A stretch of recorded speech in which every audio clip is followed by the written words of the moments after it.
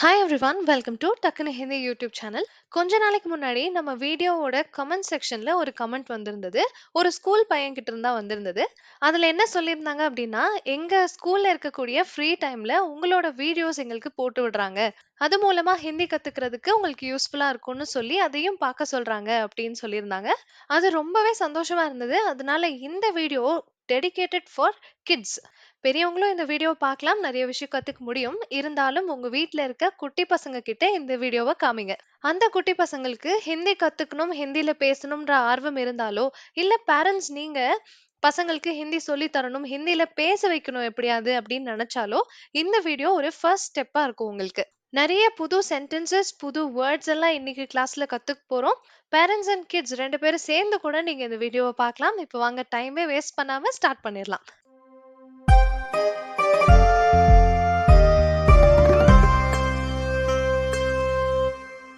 இப்போ நம்ம வீடியோவ ஸ்டார்ட் பண்ணலாம். ஃபர்ஸ்ட் சென்டென்ஸ் பார்க்கறதுக்கு முன்னாடி, நீங்க எல்லாம் குட்டி பசங்க இல்லையா? அதனால ஒரு நோட் எடுத்து வச்சுட்டு, நம்ம சொல்ற சென்டென்சஸ் ஒண்ணொண்ணையும் எழுதி வச்சுக்கோங்க.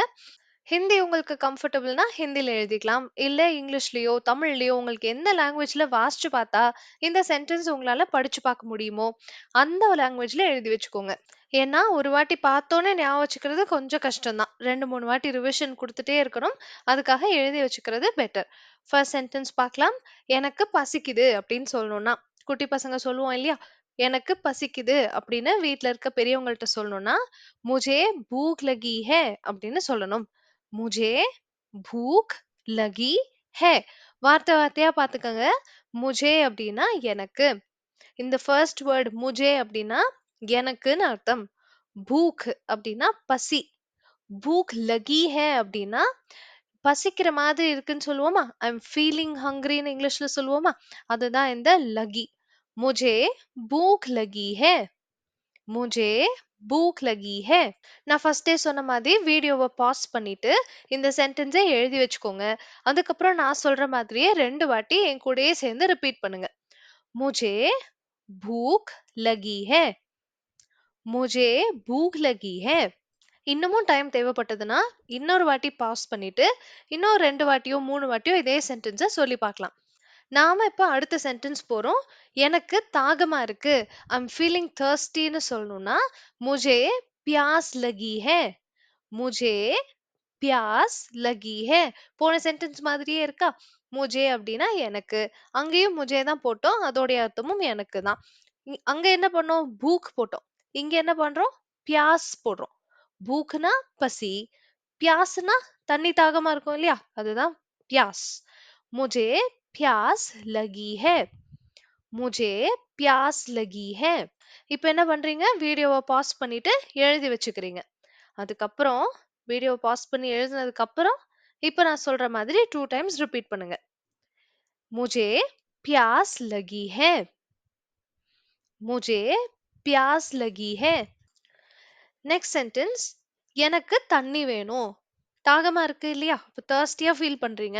அப்ப தண்ணி வேணும்னு கேக்குறீங்க. இத ஹிந்தில கேட்க தெரியுதான்னு பார்க்கலாம். "मुझे पानी चाहिए" "मुझे पानी चाहिए" முஜேனா எனக்கு, பானினா தண்ணி, சாஹியேனா வேணும். வேணும்னு சொன்னா ஹிந்தில என்ன சொல்லணும்? சாஹியே. ஒரே வாட்டில ஞாபகம் வராது தான். எழுதி வச்சு ஒரு 2, 3 டைம்ஸ் ரிவிஷன் பண்ணிட்டே இருங்க. "मुझे पानी चाहिए" அப்ப என்ன நல்லா தெரிஞ்சிருச்சு? எனக்குன்னு வந்தாலே முஜே தான் வரும். எனக்கு பசிக்குது, எனக்கு தாகமா இருக்கு, எனக்கு தண்ணி வேணும்.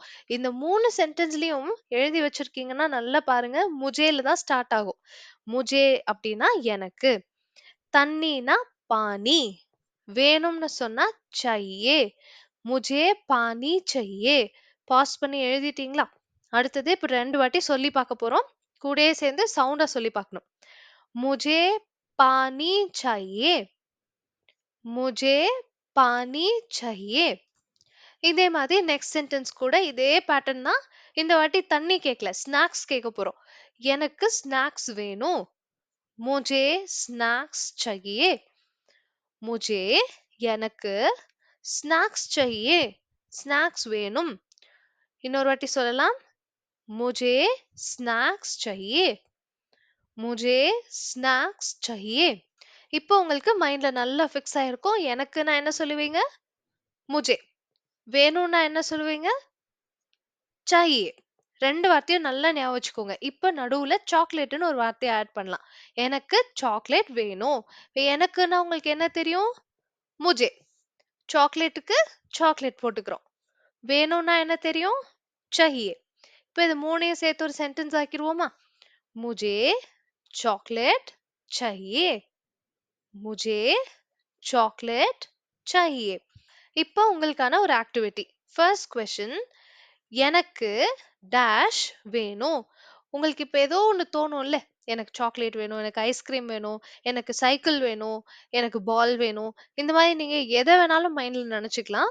அத நெனச்சுட்டு அந்த வேர்ட மட்டும் நடுவுல போட்டுட்டு, ஹிந்திலயே இந்த சென்டென்ஸ சொல்லி பாருங்க. முடிஞ்சா உங்களுக்கு கமெண்ட் செக்ஷன்ல டைப் பண்ணி கூட இத நீங்க ஆன்சர் சொல்லலாம். இல்லன்னா உங்க பேரண்ட்ஸ் கிட்ட போயி உங்களுக்கு என்ன பொருள் வேணுமோ அத சொல்லி ஹிந்திலயே கேட்கலாம். எதெல்லாம் பாசிபிளோ அதெல்லாம் பண்ணுங்க. எனக்கு சைக்கிள் வேணும், எனக்கு புக்ஸ் வேணும், எனக்கு பேக் வேணும். இந்த மாதிரி நீங்க எது வேணாலும் இந்த இடத்துல ஃபில் பண்ணி இந்த சென்டென்ஸ உங்க பேரண்ட்ஸ்ட்ட கேளுங்க. ஆஸ் வெல் அஸ் கமெண்ட்லயும் குடுங்க. இதே மாதிரி இப்ப இன்னொரு ஆக்டிவிட்டி, செகண்ட் ஆக்டிவிட்டி என்னன்னு பாருங்க. எனக்கு பசிக்குதுன்னு சொல்லப் போறீங்க. ஓகே. இப்போ உங்களுக்கு இப்ப பசிக்குதுன்னு வச்சுக்கலாம். இத நீங்க உங்க அம்மாகிட்டயோ, அப்பாகிட்டயோ போய் சொல்லணும். எனக்கு பசிக்குது. எனக்கு இது வேணும். ஏதோ ஒரு ஃபுட் ஐட்டம். உங்க ஃபேவரைட் ஃபுட் ஐட்டம் எடுத்துக்கலாம். சில குட்டி பசங்களுக்கு தோசைன்னா ரொம்ப பிடிக்கும். அப்ப அந்த குட்டி பசங்க என்ன கேக்குறாங்க? "எனக்கு பசிக்குது. எனக்கு தோசை வேணும்." அப்படின்னு கேக்குறாங்க. ஆனா இது தமிழ்லயோ, இங்கிலீஷ்லயோ இந்த வாட்டி நம்ம சொல்லப் போறதில்ல. நமக்கு ஹிந்தில எப்படி சொல்லணும்னு தெரியும். அதனால யோசிச்சு பார்த்து இத ஹிந்தில சொல்ல ட்ரை பண்ணுங்க. முடிஞ்சா உங்க பேரண்ட்ஸ்ட்ட போய் இதே சென்டென்ஸ சொல்லுங்க. "எனக்கு பசிக்குது. எனக்கு தோசை வேணும்." இல்லன்னா இட்லி வேணும். எப்படி வேணாலும் நீங்க கேட்கலாம். நெக்ஸ்ட் சென்டென்ஸ் நான் இப்போ போகலாமா அப்படின்னு நீங்க ஒரு பெர்மிஷன் கேக்குறீங்க. Can I go now? இதுதான் இந்த பெர்மிஷன். இத ஹிந்தில எப்படி சொல்றது? मैं अभी जा सकता हूँ. मैं अभी जा सकता हूँ. जा सकता ஸ்லாஷ் சக்தின்னு வேற எழுதியிருக்கேனே. இது எதுக்கு அப்படின்னு யோசிச்சீங்கன்னா, இப்ப வீடியோ பார்த்துட்டு இருக்கிற நீங்க ஒரு சின்ன பையனா இருந்தீங்கன்னு வச்சுக்கோங்க. ஒரு பாயா இருக்கீங்க அப்படின்னா சக்தா யூஸ் பண்ணணும். ஒரு கேர்ளா இருக்கீங்கன்னா சக்தி யூஸ் பண்ணணும். மே அபி ஜா சக்தா who.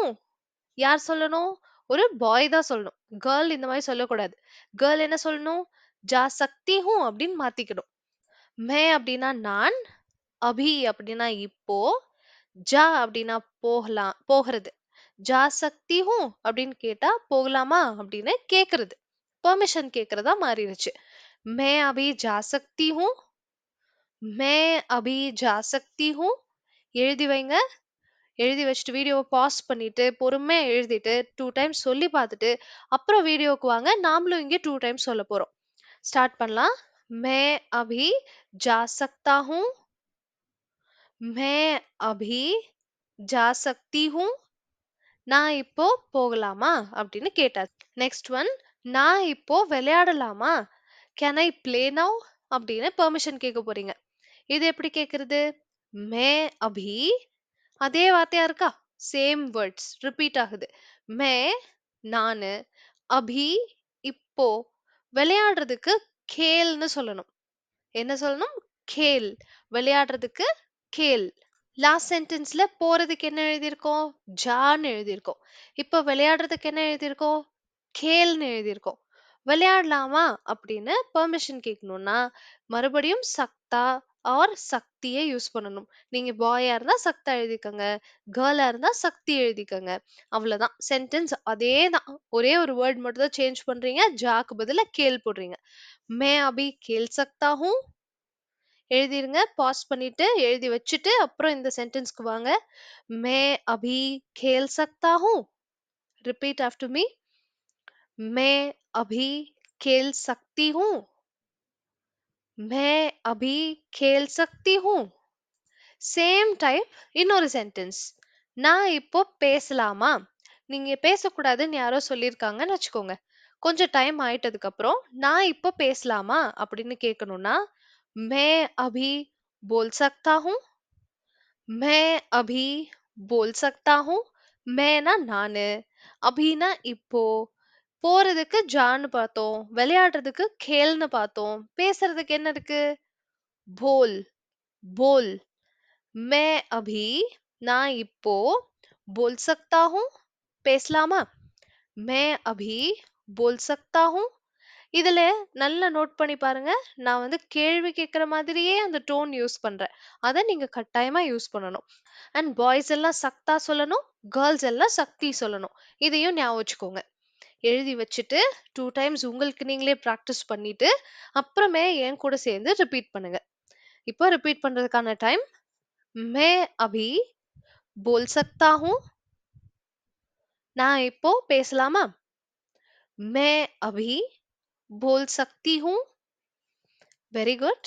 Next one, can I see நான் பார்க்கலாமா அப்படின்னு கேட்கணும். It is again a permission. So நான் பார்க்கலாமா அப்படின்னு கேட்கணும்னா मैं देख सकता हूँ, मैं देख सकती हूँ.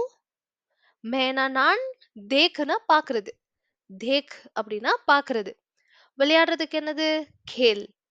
போறதுக்கு ஜா. பேசுறதுக்கு போல். பார்க்கிறதுக்கு தேக். मैं देख सकता हूँ, मैं देख सकती हूँ. எழுதி வச்சுக்கோங்க. நம்ம ரிப்பீட் பண்ணலாம். கேன் ஐ see நான் பார்க்கலாமான்னு கேட்கணும்னா मैं देख सकता हूँ. ரிப்பீட். और கேர்ள்ஸ் எல்லாம் சொல்லும்போது मैं देख सकती हूँ. Very good. நெக்ஸ்ட் ஒன், நான் எடுக்கலாமா? யாரோ ஏதோ ஒரு பாக்ஸ்ல ஒரு சாக்லேட் வச்சிருக்காங்க. நான் எடுத்துக்கலாமா? கேன் ஐ டேக் அப்படின்னு நீங்க கேட்கணும். பெர்மிஷன் கேட்கணும்னா ஹிந்தில எப்படி சொல்றது? मैं ले सकता हूँ, मैं ले सकता हूँ. எடுக்கிறதுக்கு ஹிந்தில என்ன சொல்றோம்? ले. मैं ले सकता हूँ, मैं ले सकता हूँ. ஃபீமேல் சொல்லணும்னா, அதாவது கேர்ள்ஸ் சொல்லணும்னா मैं ले सकती हूँ, मैं ले सकती हूँ. இப்போ உங்களுக்கான தேர்ட் ஆக்டிவிட்டி. உங்க பேரண்ட்ஸ் இல்லனா உங்க டீச்சர்ஸ் இல்ல உங்க ரிலேட்டிவ்ஸ் யாராவது உங்களுக்கான ஒரு கிஃப்ட் வாங்கிட்டு வந்திருக்காங்க. அந்த கிஃப்ட்ட ஒரு சர்ப்ரைஸ்க்காக மறைச்சு வச்சிருக்காங்க. இப்ப நீங்க அவங்க கிட்ட பெர்மிஷன் கேட்கணும். கேன் ஐ see that அப்படின்னு. கேன் ஐ see நான் பார்க்கலாமா? உங்க கையில என்னமோ வச்சிருக்கீங்க. நான் பார்க்கலாமா? அந்த நான் பார்க்கலாமான்னு எப்படி ஹிந்தில கேட்கறது? இத நீங்க கிளாஸ் கவனமா கவனிச்சிருந்தீங்கன்னா, கண்டிப்பா கிளியரா சொல்லிருவீங்க. நான் பார்க்கலாமா? கேன் ஐ see அப்படின்னு கேட்கணும். இத கேட்டு பாருங்க. சப்போஸ் உங்களுக்கு தெரியலன்னா, திரும்பவும் வீடியோவ ஃபர்ஸ்ட்ல இருந்து பார்த்துட்டு, அப்புறம் இந்த இடத்துக்கு வந்து ஆன்சர் சொல்ல ட்ரை பண்ணுங்க. டைம் எடுக்கணும் அப்படின்னு நினைச்சீங்கன்னா, வீடியோவ பாஸ் பண்ணிட்டு, நல்லா யோசிச்சு ஆன்சர் வந்து உங்க பேரண்ட்ஸ் கிட்ட சொல்லலாம். இல்ல கமெண்ட் செக்ஷன்ல எழுதிறலாம். எத்தன கிட்ஸ் படிக்கிறீங்க அப்படிங்கிறத நான் கமெண்ட் செக்ஷன் மூலமா பார்க்குறேன். அதே மாதிரி ஆன்சர் சொல்லும்போது உங்க நேம் அண்ட் உங்களோட கிளாஸ், நீங்க எந்த கிளாஸ்ல இப்ப இருக்கீங்க, என்ன ஸ்டாண்டர்ட் படிச்சுட்டு இருக்கீங்கங்கிறதையும் சேர்த்து சொல்லலாம். நம்ம வீடியோ பார்க்குற நெறைய பெரியவங்க உங்கள அப்ரிஷியேட் பண்ணுவாங்க. கட்டாயமா அப்ரிஷியேட் பண்ணுவாங்க. நெக்ஸ்ட் ஒன் நம்ம கத்துக்க போறது சாரி சொல்றதுக்கு தான். யார்ட்டயாவது சாரி சொல்லணும்னா, முக்கியமா பெரியவங்க கிட்ட சொல்லணும்னா, மன்னிச்சுக்கோங்க அப்படின்னு தமிழ்ல சொல்லுவோம். அதே மாதிரி ஹிந்தில மாஃப் கீஜியேன்னு சொல்லணும். மாஃப் கீஜியே அப்படின்னா மன்னிச்சுக்கோங்கன்னு அர்த்தம். சாரி சொல்றீங்கன்னு அர்த்தம். மாஃப் கீஜியே. எழுதிக்கோங்க. மாஃப் கீஜியே. மாஃப் கீஜியே அப்படின்னா சாரி மன்னிச்சுக்கோங்க. மாஃப் கீஜியே. ரிப்பீட் பண்ணுங்க 2 டைம்ஸ். மாஃப் கீஜியே. Very good. இதையே இன்னொரு ஃபார்மேட்லயும் சொல்லுவாங்க. முஜே மாஃப் கீஜியே. இதோட அர்த்தம் என்னன்னா, என்ன மன்னிச்சிருங்க. ஒண்ணும் இல்ல. மன்னிச்சிருங்கன்னு மட்டும் சொல்லாம, சாரி மட்டும் சொல்லாம, ஐ அம் சாரி சொல்ற மாதிரி. என்ன மன்னிச்சிருங்க. முஜே மாஃப் கீஜியே.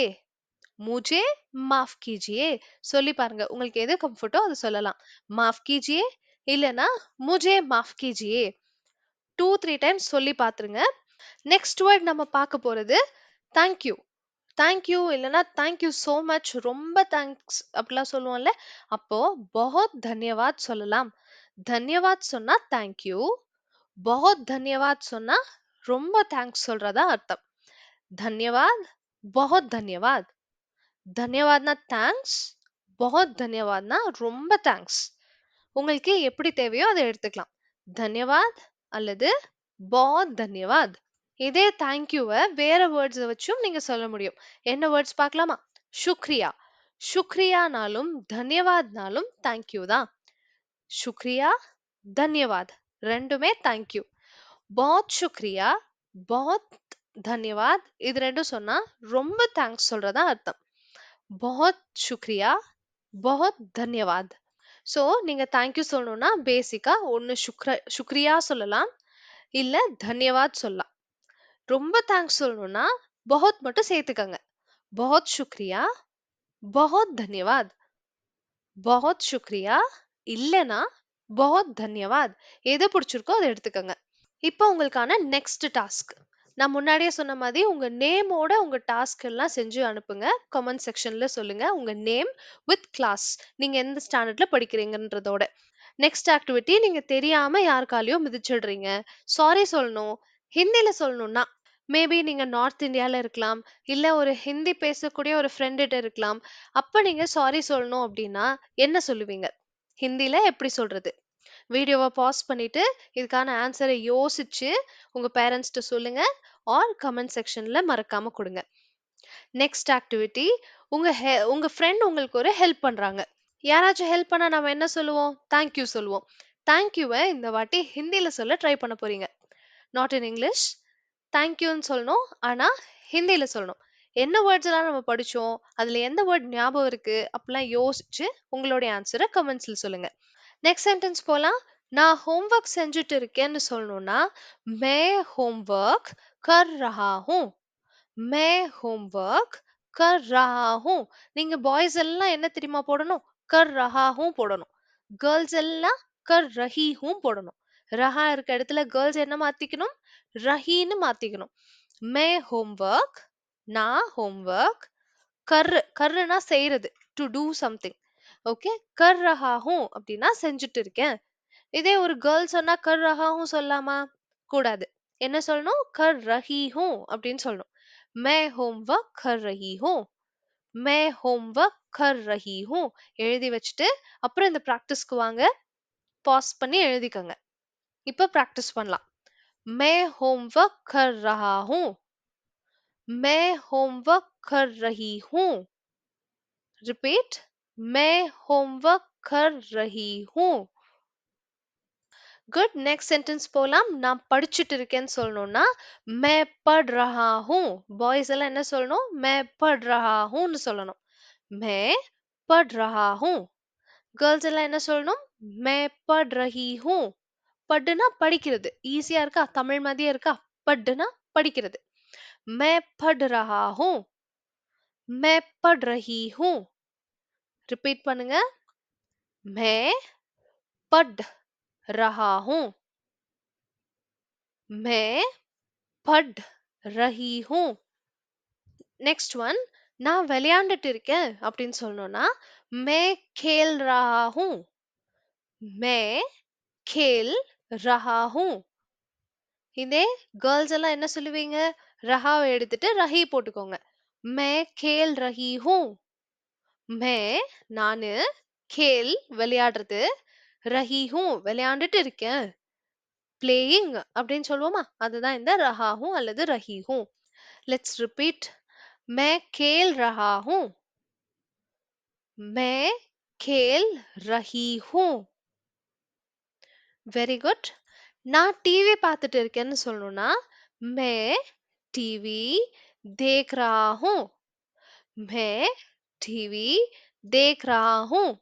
கேர்ள்ஸ் என்ன சொல்லுவீங்க? ரஹாவை எடுத்துட்டு ரஹி போட்டுக்கோங்க. मैं टीवी देख रही हूँ. मैं टीवी देख रही हूँ. எழுதுறதுக்கு டைம் எடுத்துட்டு அப்புறம் ரிப்பீட் பண்ணலாம். मैं टीवी देख रहा हूँ. मैं टीवी देख रही हूँ. நீங்க இப்ப ரிப்பீட் பண்ணிக்கோங்க. Very good. இப்போ உங்களுக்கான லாஸ்ட் டாஸ்க். இப்போ இந்த நிமிஷம் நீங்க என்ன பண்ணிட்டு இருக்கீங்க? யூடியூப்ல இந்த வீடியோவ பார்த்துட்டு இருக்கீங்க. சோ இதையே நம்ம ஹிந்தில சொல்ல போறோம். நான் யூடியூப் பார்த்துட்டு இருக்கேன். கொஞ்ச நேரம் முன்னாடி என்ன பண்ணோம்? நான் டிவி பார்த்துட்டு இருக்கேன்னு சொன்னோமா? அத அப்படியே சின்ன கரெக்ஷன் பண்ணி, நான் YouTube பார்த்துட்டு இருக்கேன்னு மாத்துங்க. எப்படி செய்யணும்னு உங்களுக்கு தெரியும். பாய்ஸா இருந்தா என்ன வேர்ட் யூஸ் பண்ணணும், கேர்ல்ஸா இருந்தா என்ன வேர்ட் யூஸ் பண்ணணும், எல்லாமே உங்களுக்கு தெரியும். நல்லா யோசிச்சு, முன்னாடி எழுதி வச்சிருக்கீங்கன்னா, அந்த நோட்ஸ் எல்லாம் ரெஃபர் பண்ணிட்டு, இந்த சென்டென்ஸ் மேக் பண்ணி கமெண்ட் செக்ஷன்ல சொல்லுங்க. பேரண்ட்ஸ் கிட்டயும் சொல்லி காமிங்க. என்ன சொல்லணும்? ஐம் அம் ஸ் ஐம் வாட்சிங் யூடியூப் அல்லது நான் யூடியூப் பார்த்துட்டு இருக்கேன் அப்படிங்கிறத ஹிந்தில சொல்லணும். வீடியோ பாஸ் பண்ணிட்டு டைம் எடுத்து யோசிச்சு ஆன்சர் எழுதுங்க. இந்த வீடியோவை இங்கேயோட ஸ்டாப் பண்றேன். ஒருவேளை உங்க வீட்ல இருக்க கிட்ஸ், உங்களுக்கு தெரிஞ்ச கிட்ஸ் எல்லாத்துக்குமே இந்த வீடியோவை ஷேர் பண்ணுங்க. இந்த வீடியோ எவ்வளோ தூரம் யூஸ்ஃபுல்லா இருந்தது அப்படிங்கறத தெரிஞ்சுக்கிட்டு தான் இதோட கன்டினியூஷன், இதோட பார்ட் 2ன்னு வச்சுக்கலாம். அந்த வீடியோவை நான் கொண்டு வரேன்.